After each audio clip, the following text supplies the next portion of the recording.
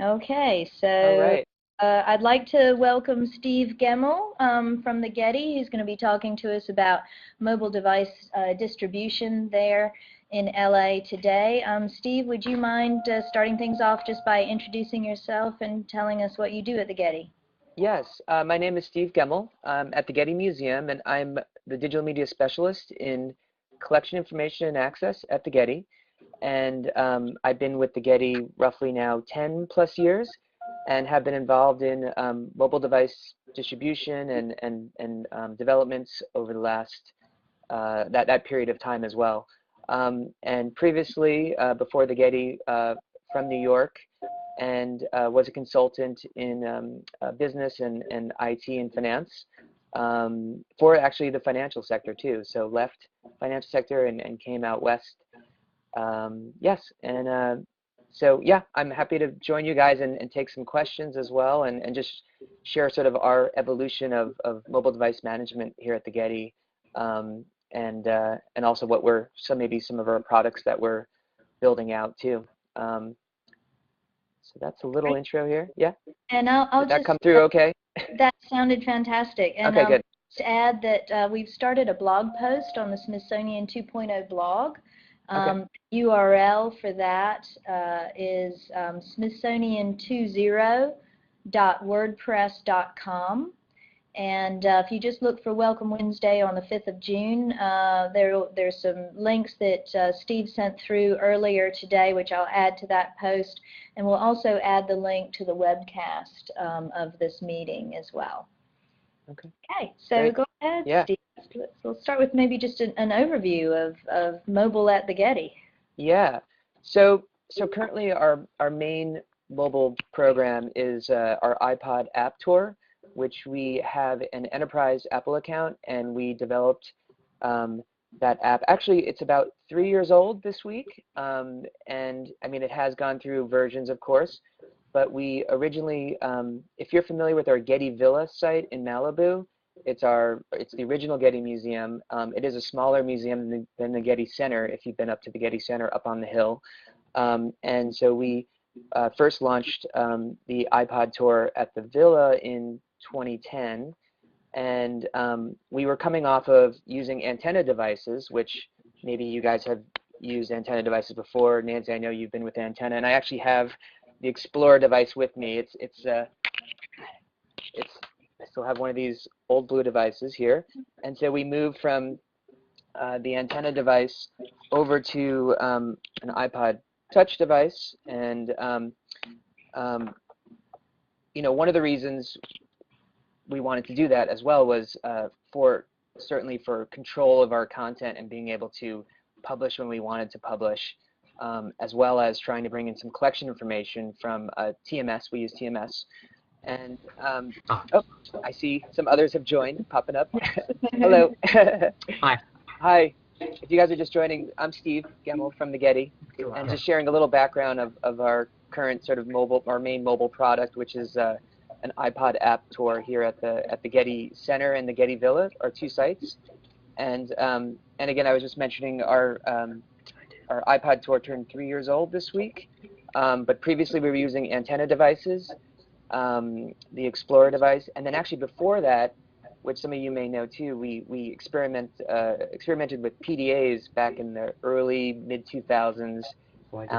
You know, we still use the term Getty Guide, but we did use that, and you know, with hits and misses, we came out of that, and you know, content ported over to the antenna device, and we've continued to port that content over to the iPod app, and we also distribute that content online as well in exhibition presentations, and trying to get that into our collection records online, on YouTube, and so anyway, to kind of moving over the past 3 years, we then did in 2011 bring the iPod app to the Getty Center, and then this past year we were able to remove the fee involved, and we now offer the iPod app for free, or I should say the iPod Touch as a free rental, because the app is not currently available in the App Store, so it is only currently an on-site experience.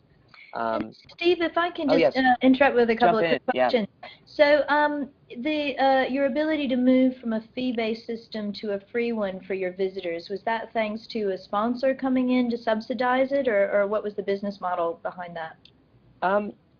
It was a mission choice to providing as an educational tool, and so it was a decision that, again, senior staff and made, and we were able to kind of kick off a new year with a free model. We had experienced during our Pacific Standard Time exhibition that we had, again, back in 2011, doing like a free for a period of time, and we saw, of course, a big uptake, a 10% uptake in that time, and we want to continue to keep that offering and not put it was $5 at the time that we had that fee, and so to make this offering available. So we were able to bring this into our sort of ongoing operational budget.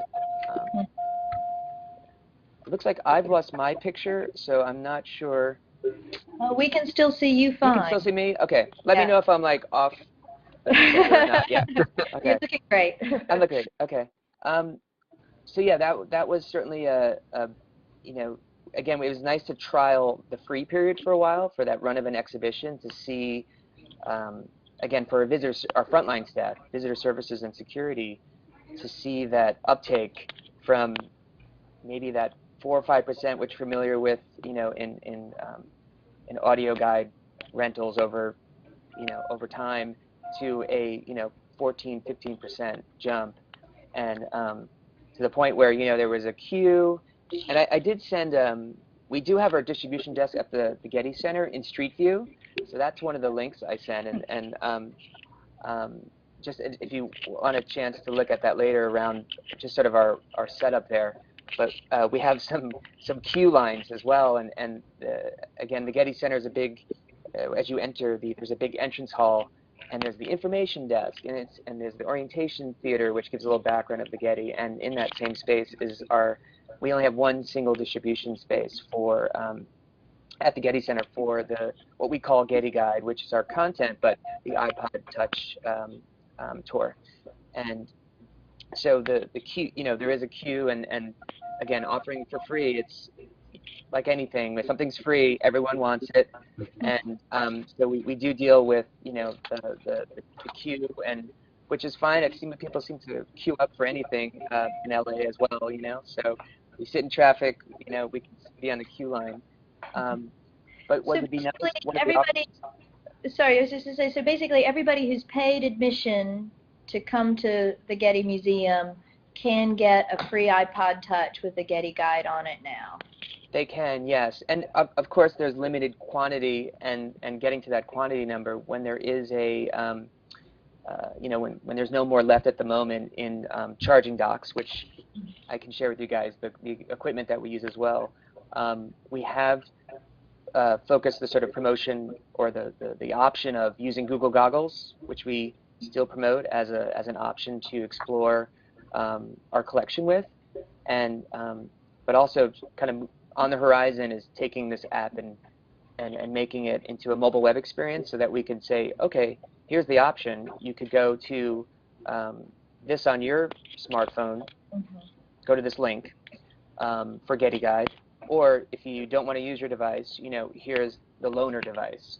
So that shift of that model, or that distribution desk becoming, I like to say, like the Genius Bar at Apple, come on up, and here's our mobile portfolio or products, and here's some options that you can have today. And if it's the clip-on tie, you could borrow our device, or here's what you could do with your device possibly. And even thinking about people, the precious battery charge, and maybe even offering some these mobile now charging they look like a little brick that you can plug in with USB, and kind of offering maybe one of those to a group.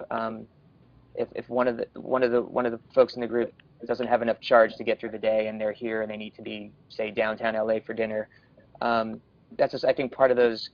We want people to be using either their mobile or ours, and I think we got to consider the same way we offer, Wi-Fi now and or ATM in restroom. It's one of these services that I think might be on the horizon if we, if we again want pushing the use of mobile and moving away from maybe even interactive kiosks and other things in gallery, but mobile being the primary on-site use. And anyway, I could keep going on that tangent, but just to go back to your mention of Google Goggles, so yeah. As I understand it, the Getty Guide is not yet available in the app stores for people to download to their own device, but using Google Goggles, which if anybody listening to this isn't familiar with, allows you to use the camera on your smartphone to visually recognize artworks, paintings primarily. And paintings is the main primary that we focus on. And it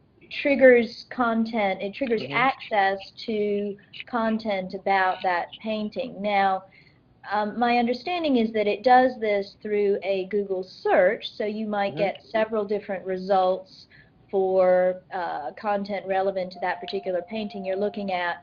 But because Getty is part of the Google Art Project, I believe your content is kind of privileged and comes up first. Is that right? Comes up first, and it goes to our collection record page, which in some cases there is audio content there, which is the same audio content that would be, or media content that would be on the iPod Touch app as well. But that it does get that ranking of, and actually, just to add to this, we have noticed that even our the art project mentions now come up as well. So if there's a record in art project, it will give that as an offering. I think it currently says, when I looked recently, it had museum record or museum, and then Google Art Project as sort of a options, because Google Art Project, I think there was the last round there. You could opt in on the Google Goggles Association. Okay. Yeah. Laura, I don't know if you can see her, but she's sitting across the table from me, and okay, she's got a question for you. Yeah. Okay. I was wondering, if you don't have content for every image, how you let people know the content is there through Google Goggles? Do you have an icon, or how do you do that? Yeah, again, currently as we're promoting it, it's just focusing on the paintings collection, our permanent collection paintings, and those are actually all on the second floor galleries across the Getty Center. Have content related? I didn't hear that. Can you repeat that? A little bit louder. And all of the paintings can trigger content? Yes, and then there are some loans that do not have content related. So it's not a perfect, but a majority. But again, there's going to be the loans that we have in the paintings galleries that, and we do let. I mean, the other, just to add to this, the frontline staff, our security officers, have been really great partners in again, and I think that's you're going to hear this from other folks too, but just that frontline staff on letting them know when you have a new mobile product or a product that you want, that folks are going to be using in galleries, and they're going to be the first ones to come up and be like, why don't I see this? And so we do have a ongoing briefing with our security staff so that they are familiar with, okay, yes, that is a loan object, so that will not be, in the offering of content. Yeah, I mean, that's a good thing about a QR code, is that people know what it's for and what it is and what it does. And I'm so happy that you're using image recognition. I think that's really great. And I'm just curious if you do use like a standardized icon or just a general instructions for the gallery. So it's just general instructions. Well, kind of jumping back to the trigger of the iPod app, the main sort of default screen is still a keypad entry, and kind of coming off of the traditional audio guide, we still do have call numbers that trigger that content for the iPod app. But again, for goggles, it does start off with, you know, taking a photo of the work of art, and only when there's a Getty result will it show up. If there's not a Getty result, it will actually be if there's any other related web content that exists out there around, maybe it picks up on the artist, possibly, or another image that's out there. What's also, I should say, is kind of neat too, is taking a picture of the label copy, the label text, the label. You can then translate using Google Translate what's on the label. So I haven't tried it overseas or, you know, outside the U.S., but if I was, you know, the idea that I could take a picture of the label and translate maybe something back to English to gauge who is this, you know, possibly. Great. So maybe that's something we can ask Joanna to test over in Spain for us and see if it works just as well. Yeah.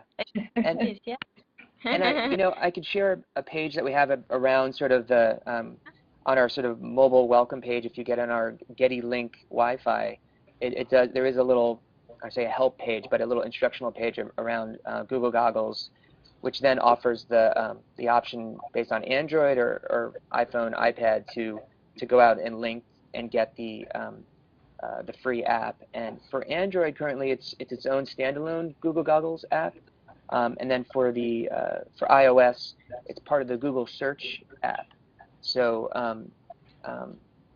but again, I could share that page with you as well. Great. And we do call out, you know, like for best results, you know, log on, you know, or not even log on, but connect to our Wi-Fi in our galleries, because again, the Getty Center is travertine stone building, and you know, so again, to even but what was neat was for this effort, you know, getting Wi-Fi, it was a good push to get Wi-Fi in the galleries as well. And then we do call out the paintings in the second floor. Okay. Great. Yeah. And how many devices do you currently have that you're handing out to visitors? So we're entering the busy summer season, as you know, and we are going to ramp up a little bit for the summer, but we're roughly around 400, but I would like to get that up to about 450. And again, to meet the, you know, I mean, there's going to be those days where you're never going to meet the biggest demand, and there's going to be a lot of those days in the summer, and then also in December. But if we can hit, you know, the idea of hitting that high water mark throughout the year, you know, it does fluctuate with devices. You know, what is nice is we have the pool of devices that can go to the center or villa. But currently around 400 at the center and about 200 at the villa for a total of 600. And actually, those we have some third-generation iPods, which are just turning 3 right now at the villa from that first implementation. And next step here, but getting some data on the battery life of those. But they've handled the you know, that again, with cases, hard cases and lanyards and whatnot, they've handled the visitor interaction over 3 years at the Getty Villa, which I should say is obviously a smaller, less frequent traffic than the Getty Center, which is buzzing with multiple uses you know, throughout the day. You're going to see maybe a longer visit, or possibly just not as much of a turnaround at the villa.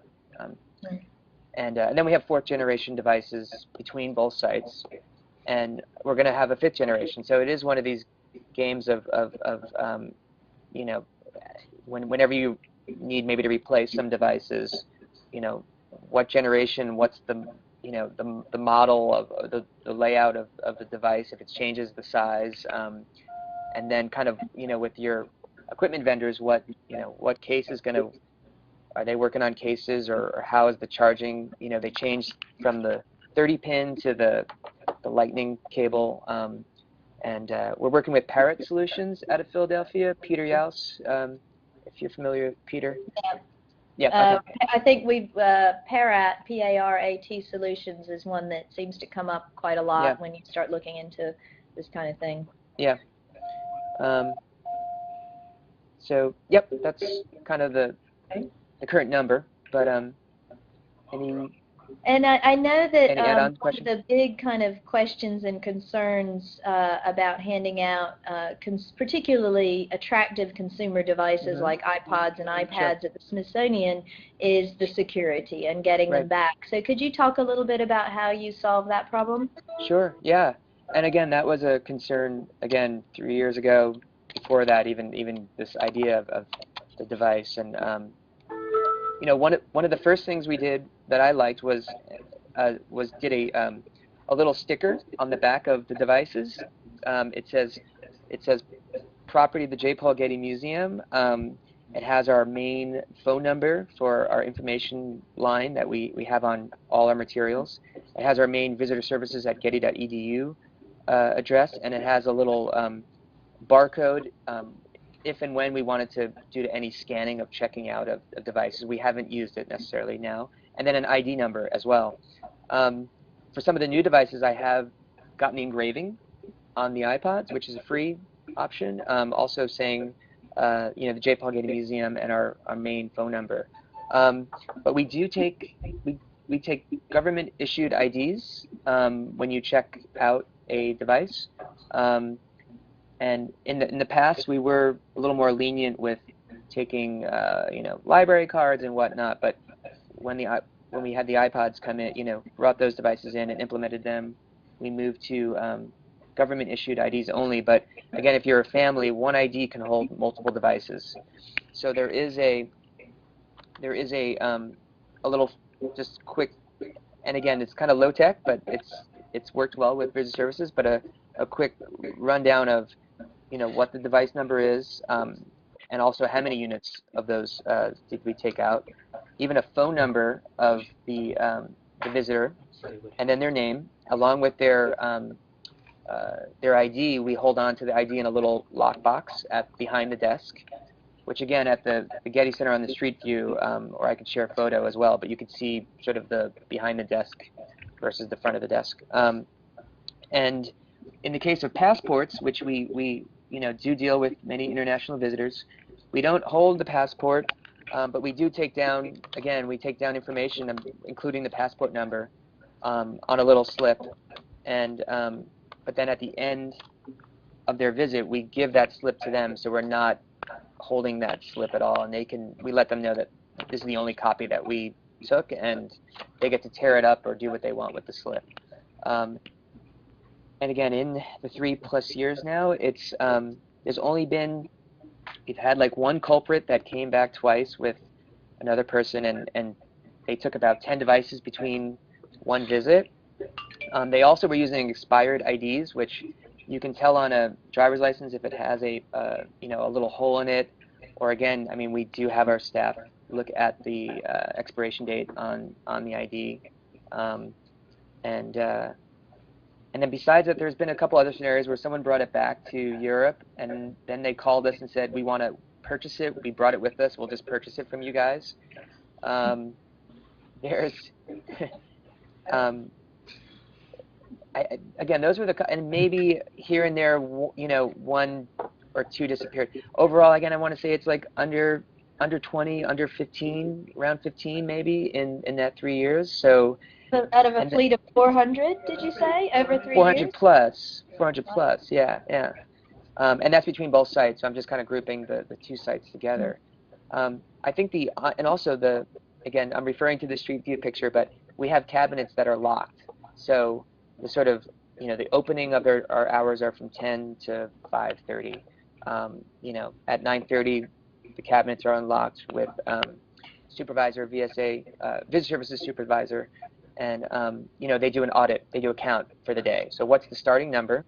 And then as the day goes on, at the end of the day when they're closing down, obviously checking, are there any IDs left? So, okay, yeah, there's one ID left with a couple devices.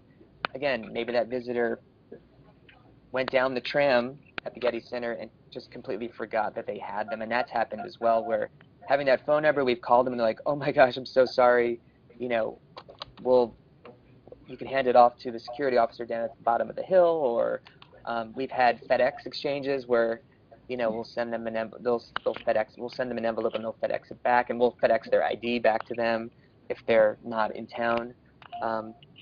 I mean, over the years with even audio guides, I mean, we've run down to LAX. Someone forgot their ID, and delivered their ID and got our device back. So, but we've had a good, again, we've had a good run of not devices just walking off. How many which is visitors putting do you, oh sorry, go ahead and finish, sorry. Oh, just I think between both sites, and I think there's a little bit of if there was a number of devices disappearing, I think we'd look, there'd be a point where it'd be like, okay, we need to up the security level. Maybe we need to put an RFID tag, tags in devices. We do, we have implemented them in other ways too, but we haven't had to go there. And I think there is this transaction happening, even if it's on this, okay, we're taking an ID, number of devices. I guess putting obviously some trust in our visitors too, and that they're here for a good experience. And, yeah. How many visitors does the Getty get a year? It's over 1 million between both sites. I think and again, we have a snapshot, not like a dashboard snapshot, which again I can share those that link to you. I think is it like 1.3 if we combine the million and then the 300,000 at the villa, so yeah, those are our figures. Again, we having that one not being a street museum where you just come in and can exit multiple. We do have the sort of flow of you come through this, the Getty Center entrance hall, and you do kind of exit that way.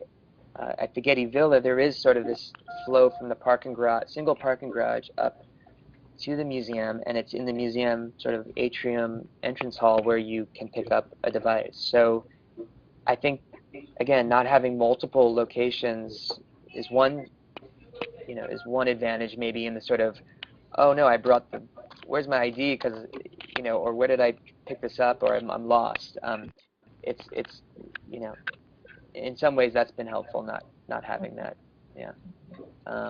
I can imagine if we had multiple locations, if someone was confused and brought it back to the wrong location, instead of having them run across. I mean, the idea of shuffling IDs would be, I think, a little nervous for handling people's property like that. I think keeping it at the desk, it's secure behind the desk. There's two, again, referring to the distribution desk at the Getty Center, we have two full-time folks that are there, but they do rotate with other VSA, Business Service Associates, as I say VSA, but they rotate around, not throughout the day, but over the course of days you may see different staff there at the desk. And then we do, on the busier days, we do have a volunteer in the entrance hall that will help with, getting your headphone. So kind of keeping the line flowing, you get your device, but then getting your headset just over to the side. And again, I could take a photo of it in action and just to kind of see how that streamlining that flow of folks. And not to go into the headphones too much, but we do offer over the head headset, and we're using AcoustiGuide's headset that has the leatherette, so we clean them after each use. And we used to use ear muffs, but then they would get laundered and or laundry get dry cleaned, and that was a lot of time there spent to take them off, put new ones on, and but the leatherette ones have worked well, and we do a clean wipe down, and people are bringing their own earphones now too, so that's fine. We do ask you can use your own earphones, but the option of folks that don't have that can use our headset. So, and the cases that we've used too, I think, I mean, the cases will break at times, but they're protecting the device, and so I think beyond the sort of theft, as we're calling the actual hardware, I find the iPods have been really solid. There's been an occasional sort of maybe the hardware on-off switch might get stuck, and or actually now I've seen a couple audio jacks broken and the it's stuck in the bottom of the jack, but and maybe an occasional pixel out on a screen. But again, that number's been moderately low.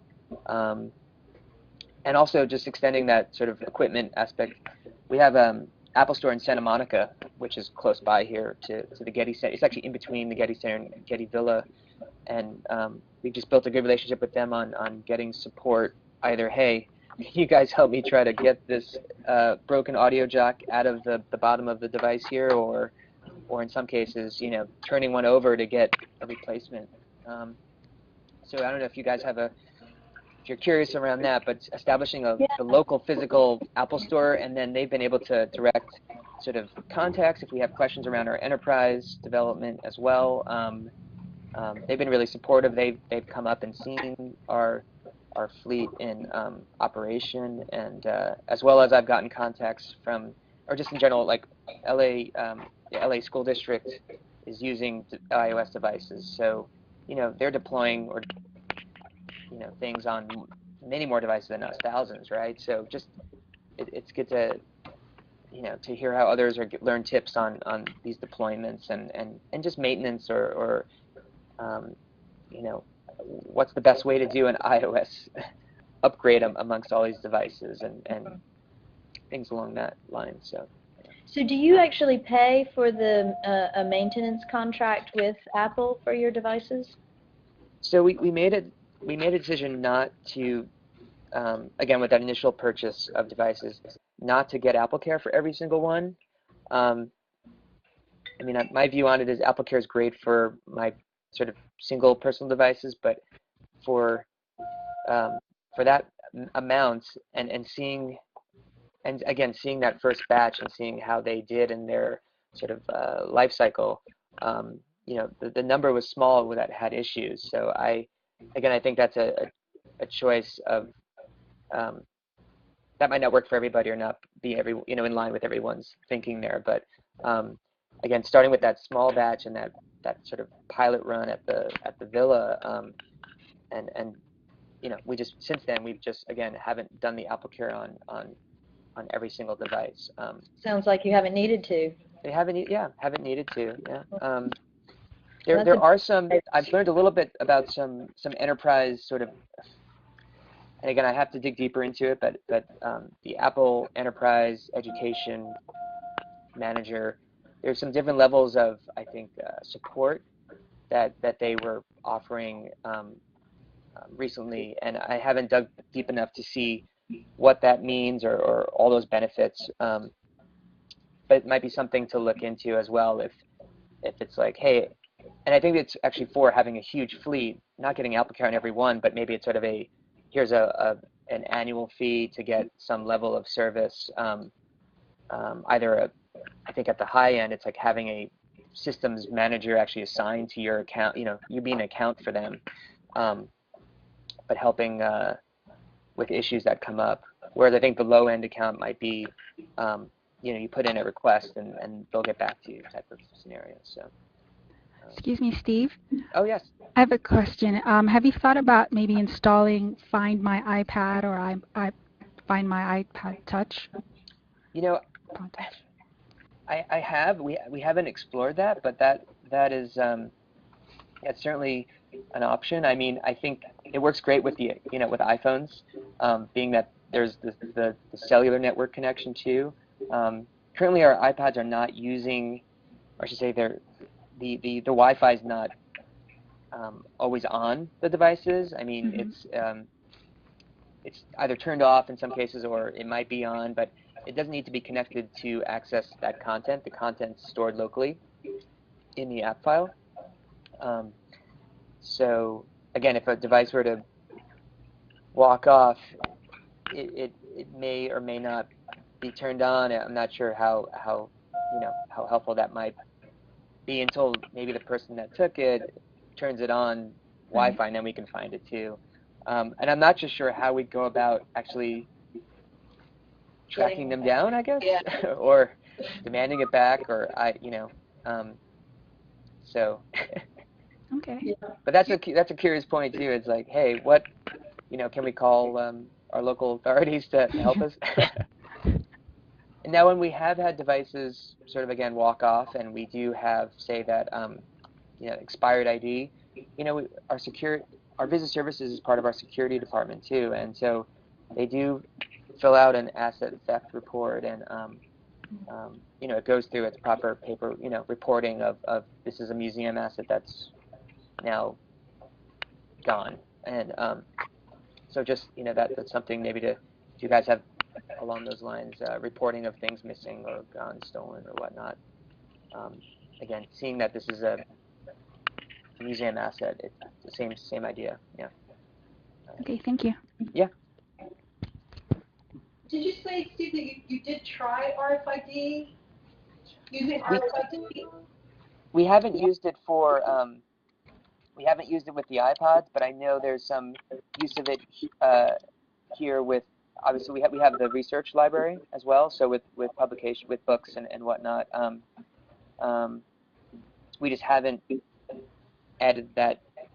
I mean, we have, again, if there was a large loss, I would consider adding another level of security there for us. Yeah. And again, I think it comes back to sort of that entrance and exit. We actually have a tram that takes people up to the top of the hill. So if there could be, again, if there was a lot of loss, if we could have a RFID scanner or something as you get on the queue for the tram back down the hill to announce, hey, you guys have one. I will say that the red lanyard, which again I sent a photo to Nancy just only earlier, but again to share with you guys, the red lanyard, which is part of our Getty Guide branding, has really been helpful for security and again the frontline staff to know, hey, that's a museum device. So if someone was at the tram and still wearing it around their neck, we could call that out and be like, hey guys, this is that's a museum device and you need to return it before taking the tram down the hill. Mm-hmm. So it is an identifier that that again business services and security can see. Okay, yes, that denotes that that's a Getty device versus a visitor's device. And as you pointed out right at the beginning, it also underscores how important it is to kind of have wide buy-in and support and awareness of the program across, a wide range of staff, including the guards and other visitor staff. But frankly, anybody walking by who works for Getty could notice this and help people out. Exactly, because volunteers as well. I mean, they're going to be the first ones to ask, why did my screen go dark? So we created some little FAQ, little tip sheets that the officers or folks can keep in their pocket, inside their jacket or something, and reference it. And if they can't handle it, since that's not their major, say for security, not to troubleshoot too much, but to radio to say the information desk or the Getty Guide desk to send out a visitor service associate to deliver maybe a new device if the battery has gone dead, or just again that customer service.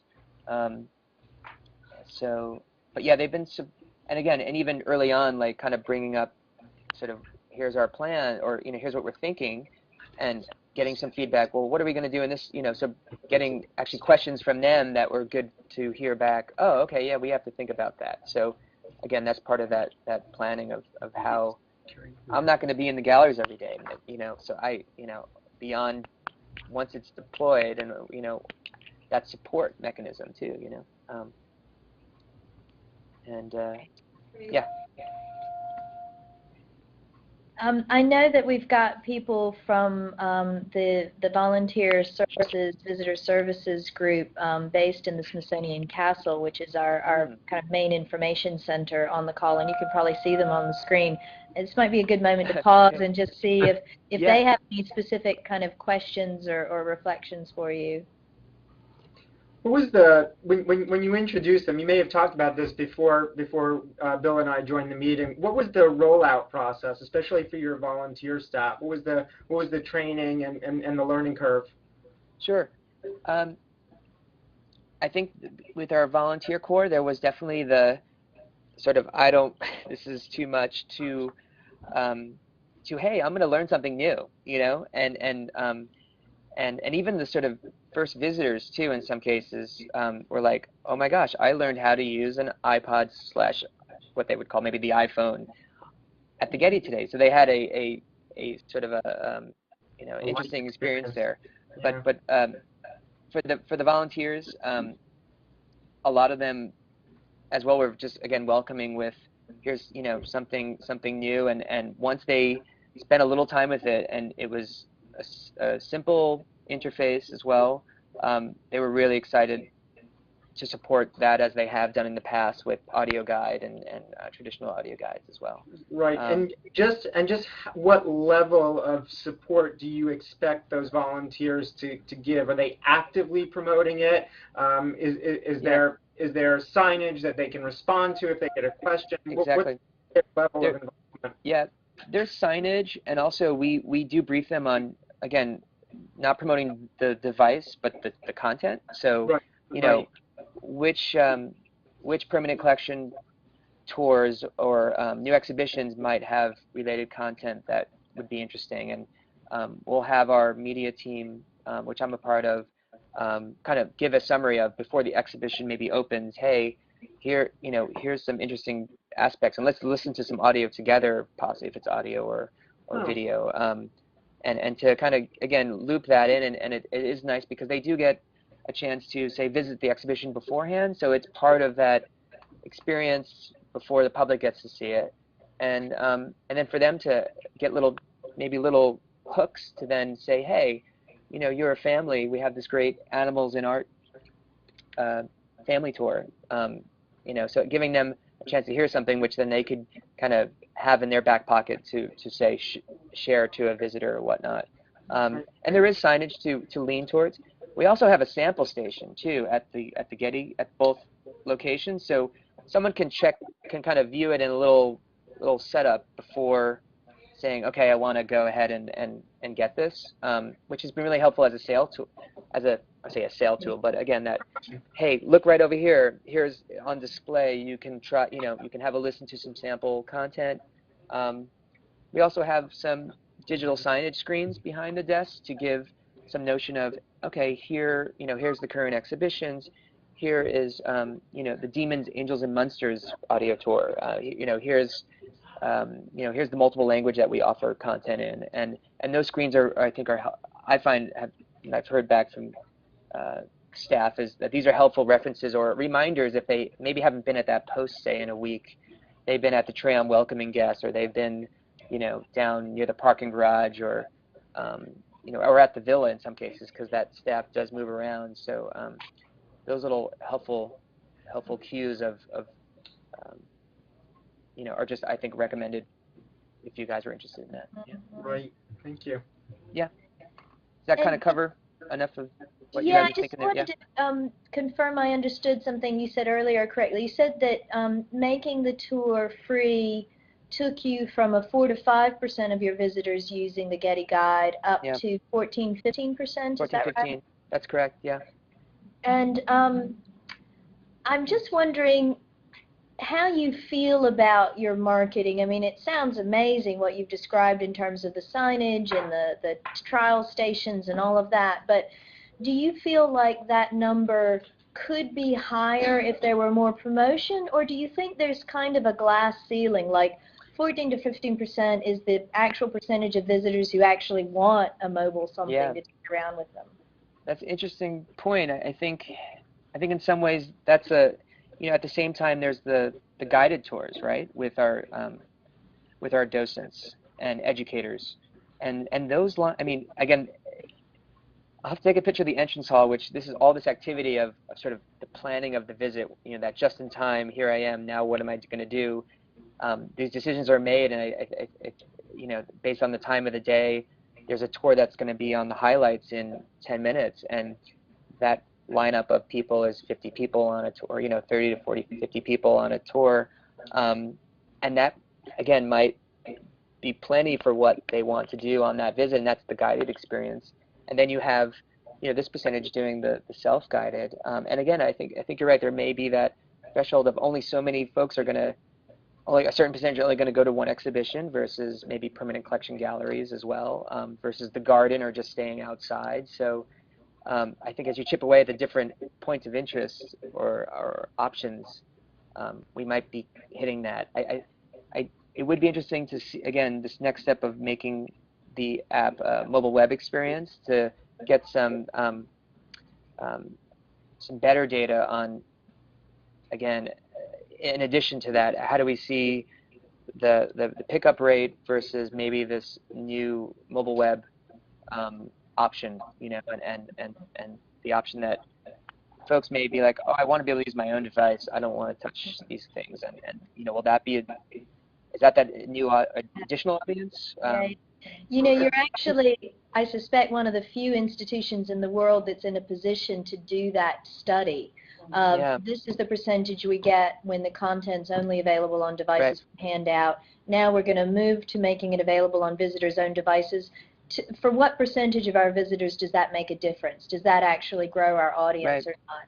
I think there's long been this kind of common sense belief that if people can use their own devices, more people will use mobile in museums, but I'm not sure that we have the data to prove or disprove that.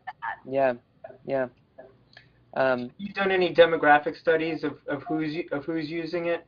Like if that 4 to 5% or 14%, who makes that up?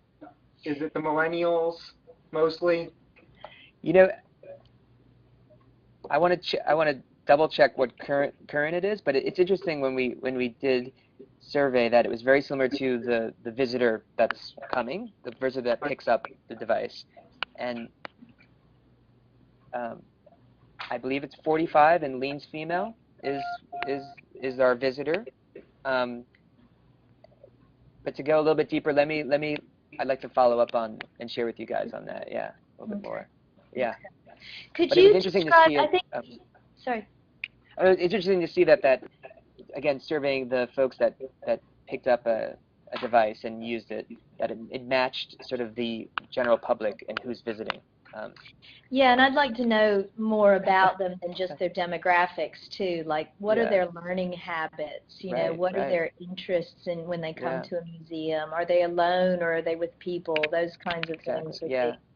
I think this summer, again doing some maybe I've been playing with the iPad kiosk, or you know, sort of iPad kiosk setup of having maybe some surveying right there in that entrance hall space of folks.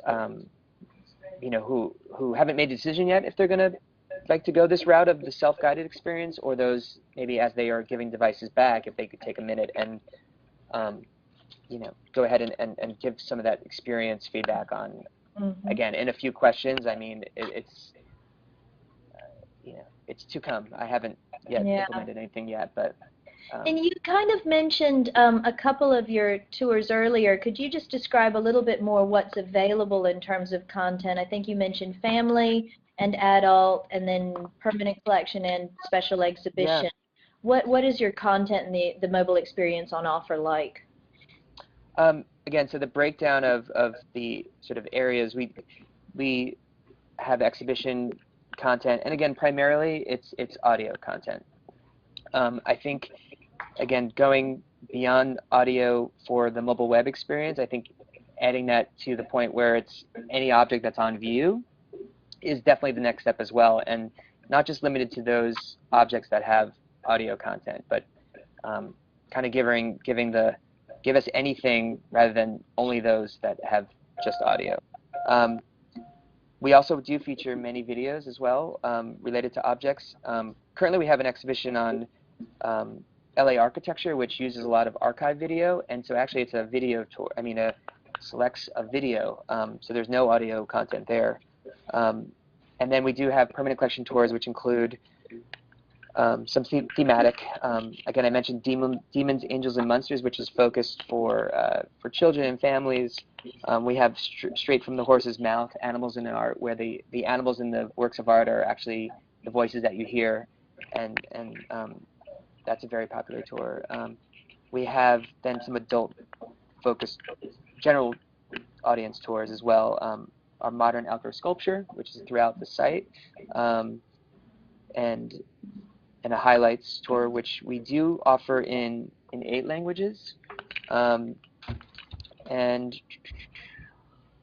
just running down the list here, referencing. And I could take some screen grabs of those screens and those offerings in a little list view. I can share with that, because again, you're not going to see it right now, but yeah.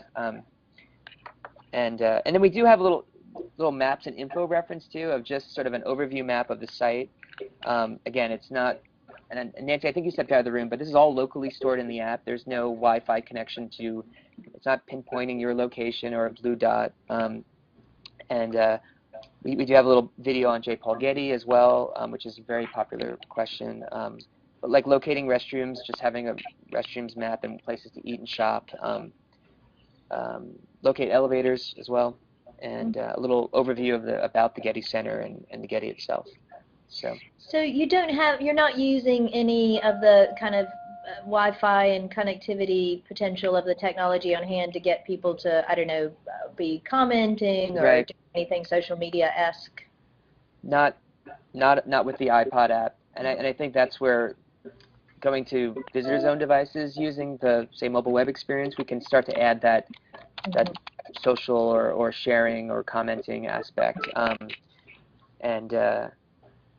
Again, so that's where it's been as contained as it is, and control that you can have of it. And you know, early on, 3 years ago, there wasn't Wi-Fi in the galleries. So I mean, the idea that it did have, oh, my computer talking to me.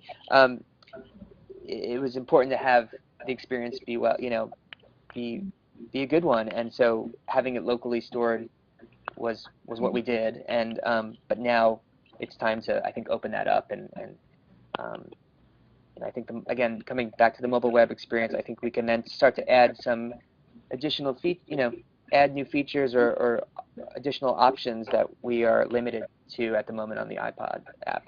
And I guess since you guys are using Google Goggles, clearly people are allowed to use their own devices, and they're allowed to take photos in your galleries. There are some galleries that, like the photography galleries, where you cannot take photos, and there is signage. It's small, but saying no photos or video in those galleries, and that definitely is it's a tough thing at times, because 1 minute you can take have your phone out and be ready to take a photo, and then at times then it's security saying no photos please. And right. If people are using Google Goggles, how do you know they're not taking a photograph and they're using Google Goggles? Yeah. Crazy. Yeah. And I mean, Steve, feel free not to respond to this, but I have to ask, because Getty was one of the first and one of the few museums to have worked with indoor positioning back in the very, very early days, pre-iPhone and iPod even. Do you have any plans to use that again, or are you finding the visual recognition kind of does the trick? And I want to ask, I'm going to flip this too, and you guys use Google Indoor Maps? Are you guys part of that sort of level, ground level? And I'm keen on getting to that sort of option of what, tapping into what gallery am I currently in, and making that available. I mean, so I'm just going to mention that I think instead of trying to figure something out, like how do we use existing great mapping by Google, or enable through an API maybe, or bringing that into the whole experience, or using Google's app for if it's with goggles, or if they're constantly integrating things. But that's just my current view on the mapping. There is that sort of aspect. I mean, the wayfinding in general, and you guys probably have the same discussions. There's very many different definitions, or how people view what wayfinding is. The idea of using, say, the keypad, and if we do have location data as part of the application, if you enter in the keypad, we do have an idea then for that moment, where are you? And so how can we do some simple, okay, based on what you just entered, we're going to take a good guess that you're in Gallery 101, and now you want to, go to the shop or something, and be able to give that reference there. So maybe a little more interactivity of the mapping. So anyway, that's at the moment still a good question, and have to explore that some more. I So think we're probably in a similar place. Sorry, go ahead, Yeah. whoever. it's okay. I've been playing on your website. Oh, yeah. On my iPhone, and I was just looking, and I think it took me like 3 or 4 clicks to get to the Google Guide. Is that what it's called? Oh, And that's yeah. Okay. what I can learn about. Are you finding that people are responsive to the online promotion of it? Or people walking in knowing about it? Did you at one point have it kind of further closer to the homepage? Right. Again, when you come on site, the Getty link Wi-Fi on the welcome page, and again, I can send you that link, but for the on-site experience, Goggles is highlighted as an activity, as one of the activities, along with the Getty Guide iPod experience too. So that, and again, that's separate from that sort of mobile visit page. If you Right. go to here, I'll give you the address. It's getty.edu/AT@center, CENTER.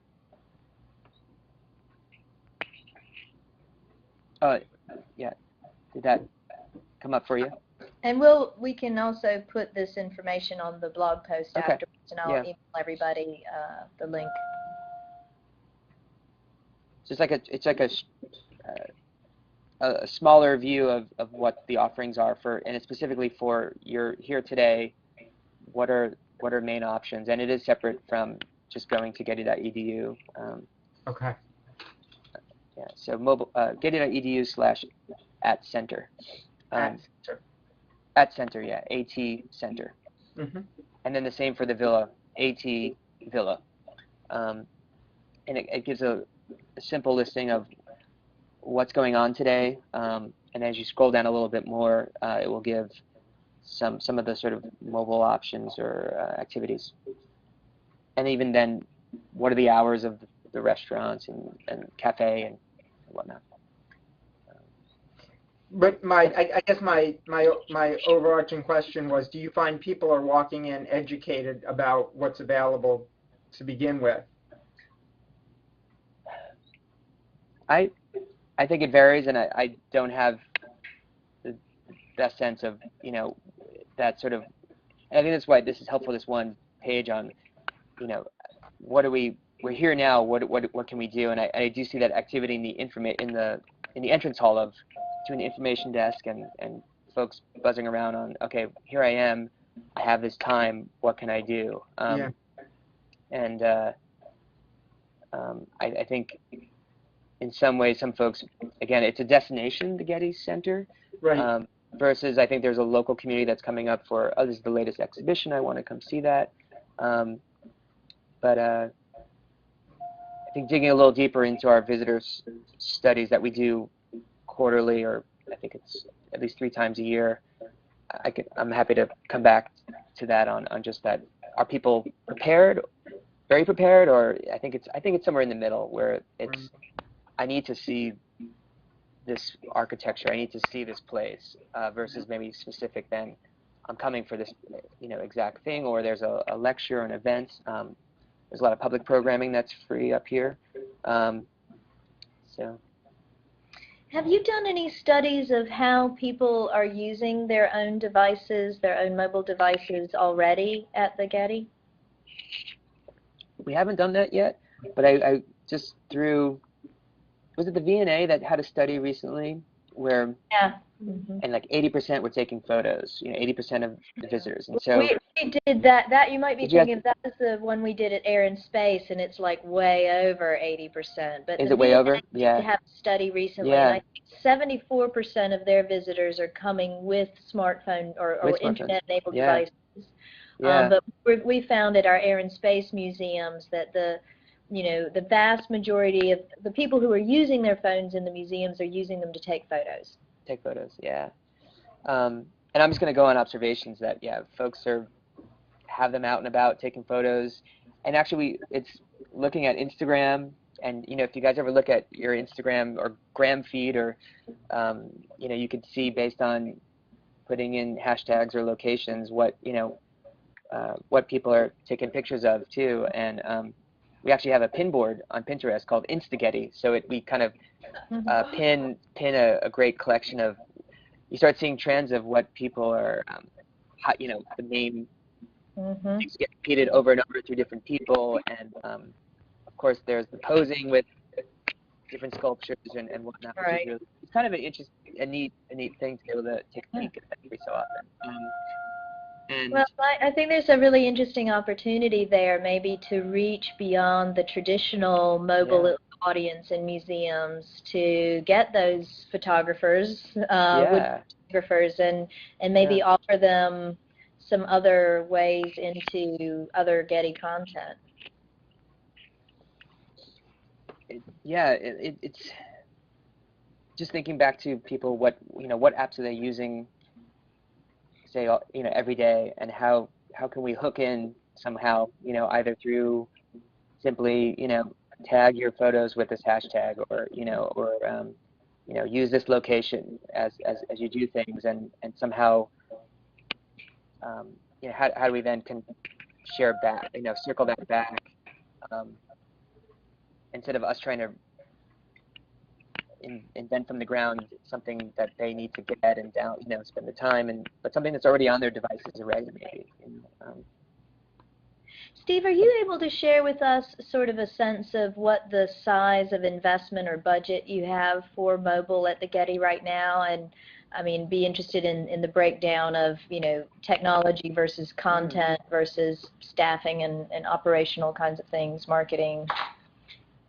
I don't have that matrix right now, but I mean, that's something that we could, can we follow up on that?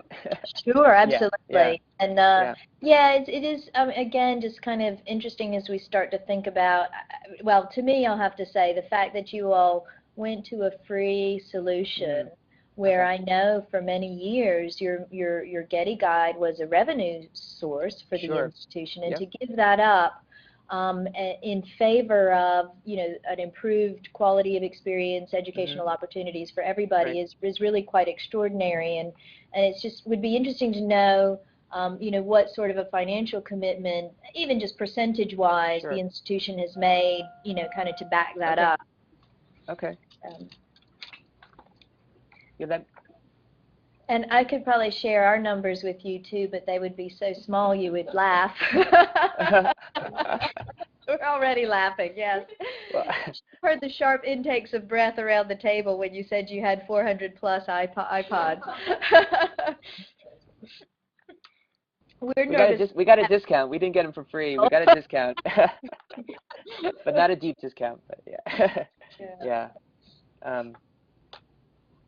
Can I ask you guys a question? A few questions. Of course. Yeah. So, I mean, at the moment, are there current deployments of devices or traditional audio guides? And I know you guys are many different museums, and I'm assuming maybe folks are maybe tuned in from the different Smithsonians. And then maybe just what are maybe current in quick summary of what you're maybe what's happening or what you're thinking in the near term. Sure. Well, so we're a bit of a hodgepodge. The Smithsonian is really interesting because for some kind of complicated historical reasons, it never, as well as the logistical reality of being so many different museums, we've never had even a traditional audio tour, major audio tour program the way that most other institutions our size have had. And so there really isn't a lot of institutional knowledge about mobile and in particular device operations here, which is a big part of why I've been asking people like you to come and talk to us. Because, you can imagine if you've never really done that in your museum and somebody's saying, okay, we're going to start handing out, several $100 devices to visitors, it seems like a pretty crazy idea. Actually, other people do it every day, and it's really totally doable. So the variety, though, of solutions we do have currently at the institution range from traditional audio tour devices in the Luce Center at the American Art Museum. That same audio tour is also available as a cell phone tour and as a downloadable podcast. And that's a really interesting program with a mix of professionally recorded content and staff recorded content. And I think one of the real innovations made there was actually suggested by Dave Ashheim of Guide by Cell, which was instead of putting numbers on the labels for people to dial to get their audio content, to put questions so that people kind of had a motivation and a reason to dial the number. And so the staff there have been collecting FAQs from their visitors for a very, very long time. And so they already knew what were the most commonly asked questions about the objects on exhibit in that space, and so they used those to direct the staff content development. And so that's a really nice installation.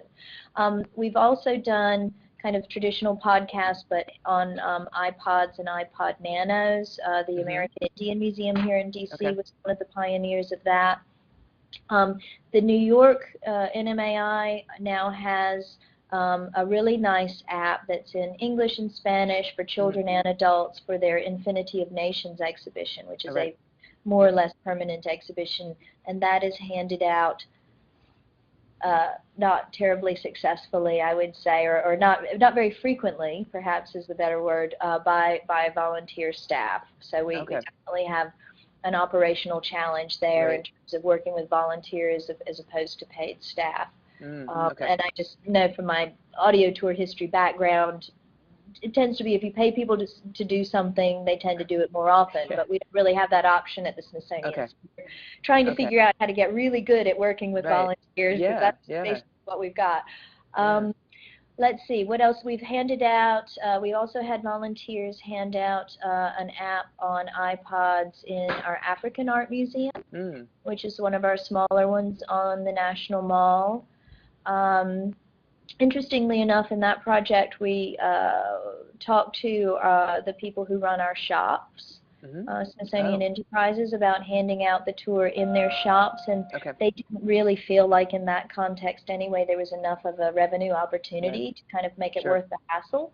So that was kind of an interesting learning for us about trying to find ways again of subsidizing the operations. In the American History Museum, we have an app which I think is kind of the one of the two exemplars of our mobile strategy at work. It's the Access American Stories app, and we're crowdsourcing verbal descriptions of the collection objects in that gallery as kind of a pilot. And not all the time, but sometimes we do have teens with disabilities who are volunteers and interns, and they hand out devices to people who don't have their own. So there's kind of a mix like that. I think, the cell phone tours have been used at various times. iPads, great. Thanks for reminding me, Laurie. iPads too. It has handed out both iPods and iPads. Right. I mean, that's one. Oh, just curious. The one thought of handing out sort of a tablet device for, say, a group to share rather than, individual iPods is an interesting idea too. Yeah, I think the content and the experience obviously have to be designed with that in mind, but yeah, definitely. And actually we have a report on that and the NMAI installation done by Eric Longo, which I'll be happy to share with you. Oh, yeah. I'd say one of our biggest challenges, other than the kind of actually having devices, let alone the people to hand them out to visitors that we have, is marketing. We've really never had a marketing budget for any of our mobile projects, so most of them are pretty invisible. There's a little bit of signage in some galleries. There's a couple of QR codes in natural history for our Neanderthal app. There's things like that, but the castle, thanks actually to my colleagues on the call here. There's now a little bit of signage on the visitor information desk in the Smithsonian Castle, but this is a pervasive problem across museums, that we build it to expect people to come even if we don't tell them about it. That's obviously, I mean, you're competing at times with other programs and initiative, I mean, we have the street I mean, in LA, the way you find out about exhibitions sometimes is just driving and you see the street banners, right? And then as you come up, you're seeing that, that same image that's being used for the exhibition, and then it's it's finally okay now that you're here. How do we compete at times with all that other signage too? But you know, I do find that Wi-Fi welcome page is a good I mean that digital welcome page, you know, is an opportunity there to kind of, here you are today, you know, what are the offerings, and here's an option, a little snippet of here's that option. Right, great point. Yeah. And you know, I mean, there's a something number I didn't mention that we are doing quite a lot of, or I'm seeing a lot of at the Smithsonian, is mobile or responsive websites for exhibitions, which then serve two audiences. You know, they serve obviously the online audience, but also the in-gallery audience on their mobile devices. And I'm really interested by that because we don't have any mobile developers at the Smithsonian on staff. But we do have web developers, and you know, most of our museums have at least one staff member with some web development skills. And you know, frankly, even if you're just doing something like using WordPress, it's not that hard to create a mobile responsive website these days. And it can go beyond, you know, if you've got the Wi-Fi in the galleries, it can go beyond the kind of narrowcasting format of most museum, you know, kind of tour-based products, to allow people even to do stuff and to give feedback and to respond. And so I think it's going to be really interesting to see how our web developers and webmasters start kind of thinking about the mobile screen and that experience, developing content for it. But it's a huge challenge to try with one product to serve audiences in so many different contexts. The sort of anywhere, any device idea, you know. No, it's a good point, and we're, you know, again, I think just touching the beginning of responsive design too. Again, which is also a separate group from our team at the Getty too. The web group is separate from the information access, but we work closely together. But again, that merging of the off-site or not knowing where someone is, you know, off-site, on-site activities, experiences. But that's an interesting point, though. Again, how that traditional exhibition web presentation, how that can almost be, in a way, the in-gallery, here's the checklist of, you know, what the objects are, and oh wow, here's the behind-the-scenes making of that work of art. And in a way that I certainly had hopes when podcasts first came out that you know, would be, I think we all hoped this would be people using their own devices and downloading the content and bringing it with them and enjoying it afterwards and and I'm not sure that that's ever really happened at any, you know, kind of notable scale. And again, that might just be down to the lack of marketing, or it might just be that it's not the right user experience, or people's habits aren't kind of shaped in that way. So it's probably interesting to look back at earlier moments with the podcast and the cell phone tour, where we all had enormous hopes that, you know, people using their own devices was going to revolutionize mobile in museums, and suddenly we'd have take-up rates in excess of 90% on a daily basis. And, you know, it hasn't happened. Now I hear that same kind of rhetoric coming up again with mobile apps and mobile websites. Like, now this is going to be the moment, you know. Right. I'm just not sure it's a technology problem. I have a very deep suspicion that it's a content and experience design problem. Right. Yeah. Well, thank you guys. Yeah. Well, thank you. Nice to. Thank you for giving me the opportunity to get on my soapbox as well. Yeah. It's all recorded for posterity. This has just been brilliant. Any last minute burning questions from anybody? I'll just quickly check my email and make sure nobody's kind of. Yeah. And again, I'm happy for follow-up questions, you know, or emails, or another conference call, you know. I think this is great for us in general, just to like be talking and sharing, and it's like it's humbling too to know, okay, wait, others are dealing with this too. Why aren't we not picking up the phone or getting online here and having a hangout? So well, that's awesome. Thank you. We'll post the recording, and Okay. yeah, absolutely, it'll be online in that blog post, so people can ask you questions or maybe contact you through there. Yeah. And that's really great. Thanks again. Okay. Thank you And guys, and have a good one. to Okay. everybody there, Erin Coburn's in town here today. She is. So Tell her I said hello. I sure will. Yeah. Okay. Take care. All right. Great. Bye. Bye to Spain, Joanna. Thank you. Bye, guys. Bye. Yep. Thank you. Castle. Okay. All right. Bye. Oh, that was